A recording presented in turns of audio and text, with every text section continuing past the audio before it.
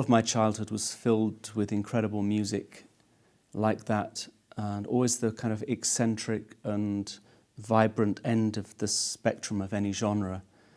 So when I was 3, my parents took me and my sister on a motorbike and sidecar, and we drove across Europe, and we got as far as Romania and heard gypsy music played live in front of us.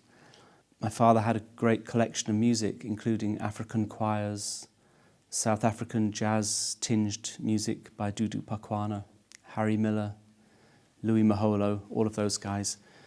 And then the bebop, and then Jelly Roll Morton, as I say, always the most kind of exciting part of each genre. A language before speech for me. I didn't really feel a connection with my father. I was always trying to be noticed by my father. And very early on, I realized that music was his huge love. And so if I think back to the first things that I taught myself to play, they were things which he loved, which I wanted to play in order to show him that I could be those things that he loved.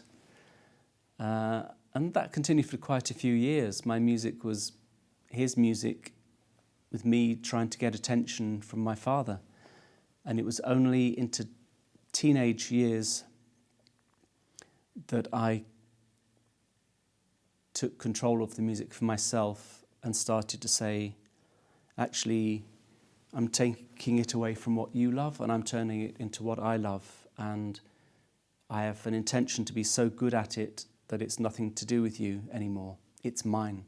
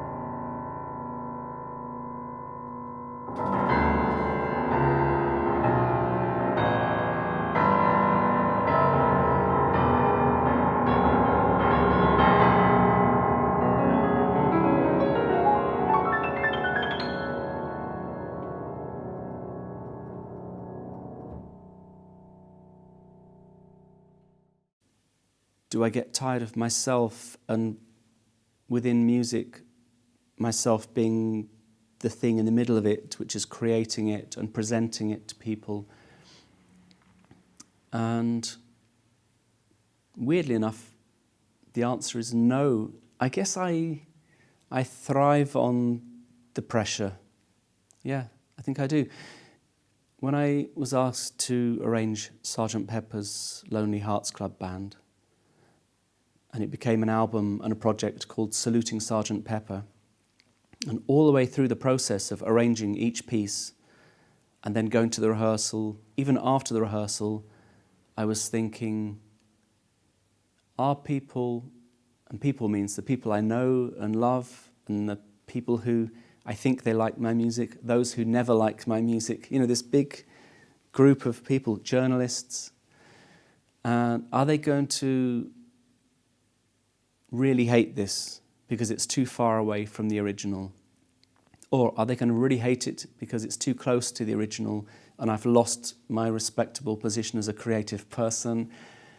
And each time I thought about it for a few minutes, and then I think, there's no point in thinking about this anymore. You've given it some thought. And at the end, when I go back to the arranging process, I would just judge every note, every bar, every beat on my own aesthetic principles and choices. And I guess that is the definition of freedom, and that's probably what I like about it. I was completely free, even though I knew the result could be incredibly different depending on other people's perception. At the end of the day, and at the end of each bar, the choice was mine.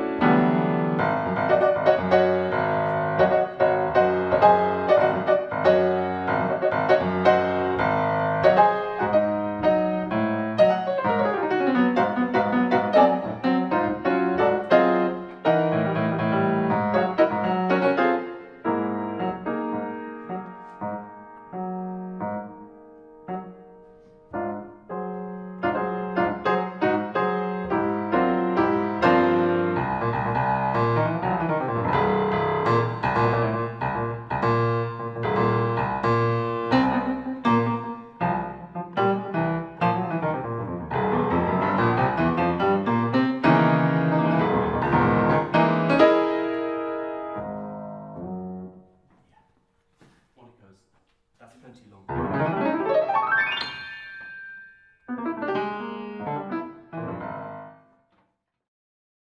That might be something to do with my upbringing. There was a whole ongoing subject about what is valuable art, what's valid, what's rubbish. Often we were told that certain things were rubbish and we couldn't listen to them. Can't have a television, it's all rubbish, things like that. And even though I'm grown up now and I can think for myself, I'm surely strongly influenced by that upbringing. And I've gone back to listen to music, pop music from my childhood that I didn't hear at the time. And some of it I think, that's great. That's really interesting. What an interesting era that was. And other, I think, nah, that's not very valuable. And so that's made it very easy for me as a performer or as a composer or improviser to be quite judgmental of myself, but hopefully not in a harsh way, just to say, why are you writing this? Is it because you really believe in it? Yes, then it's fine. If it's for any other reason, it's quite questionable.